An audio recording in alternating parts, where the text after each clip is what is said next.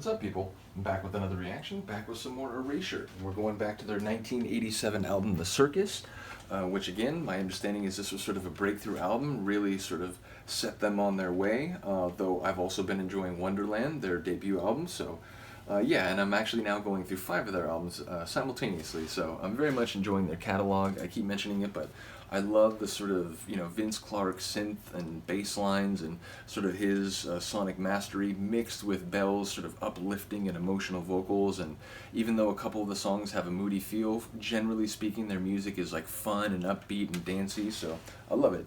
But yeah, this is from the 1987 album The Circus. We're up to the 4th tune, which is called If I Could. In terms of a title, it's a conditional.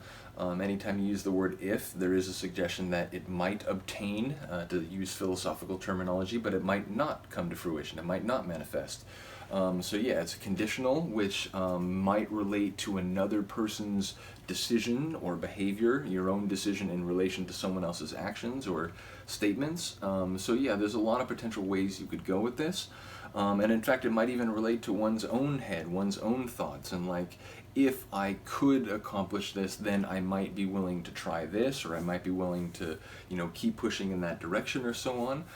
But that's conditional based upon one's own achievement or level of understanding. So yeah, I'm curious to see where this title manifests thematically, but yeah, let's get right to it. This is Erasure, If I Could, on their 1987 album, The Circus.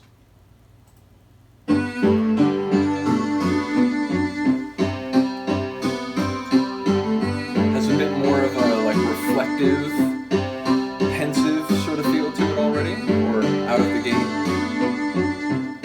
Sort of like digital strings kind of. I don't believe you know what you're talking about. Okay. I don't believe you go and ever find out for yourself. Always got a lot to say, but I'm not listening anyway. I'm done with your inane yammering.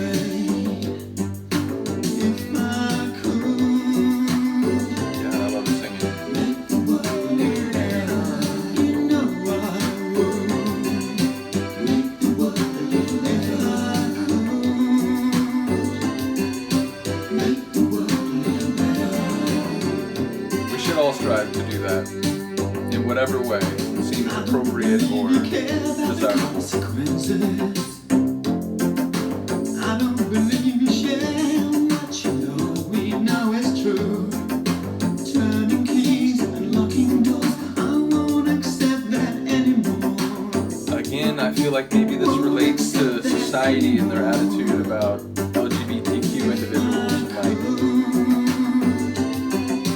I'm not going to be judged by you anymore. I'm done with you telling me that, we're perverse or anything like that. I'm done with you trying to shut us out of public society and jobs and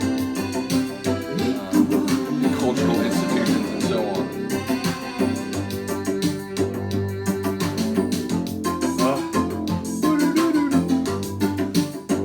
I love the sort of synth strings, but now we have this melody, this line.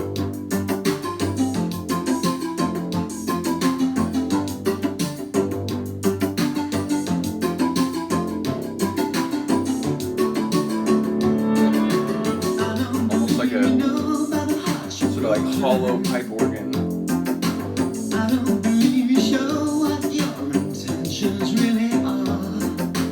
And you hear what have you done? There's not enough for everyone.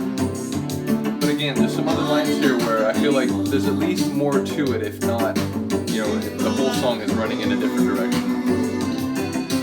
Make the world better, you know I would.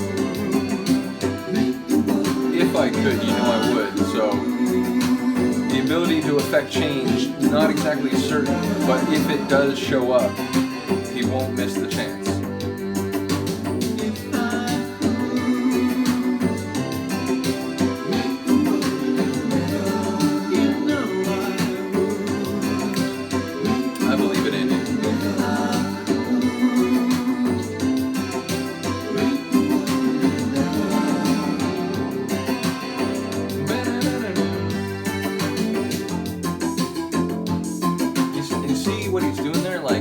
that high, and then we come in. It's like your brain gets comfortable with a melodic phrase in one idiom, and when you hear it in another, it's like, oh yes, that familiar sound. You've only just heard it, but like, it's like in orchestral performances, certain symphonies, certain concertos, it's like the strings will play a theme, and then the woodwinds will play it, and then the brass will play it, and maybe it'll be slightly different, or maybe the piano forte levels will be different, but the composer will sort of walk your brain through the theme in different iterations, and it's sort of like it drives the sonic point home. I feel like Vince is working on that level. It's like he's bringing this melody, and then he brings a slightly different articulation of it in a different like sonic register, but it's close enough and it's sort of similar enough that it sort of works. It's like weaving this larger melodic tapestry. I love it. So yeah, shout out to Vince, shout out to Andy for singing. I'm really enjoying going through all the albums, but I'm in some ways particularly interested as I go through this one, just knowing its sort of legacy is this kind of breakthrough hit album. So yeah, really excited to go through it. Once again, shout out to Vince-Clarke, which he produced, specifically he produced one of the songs.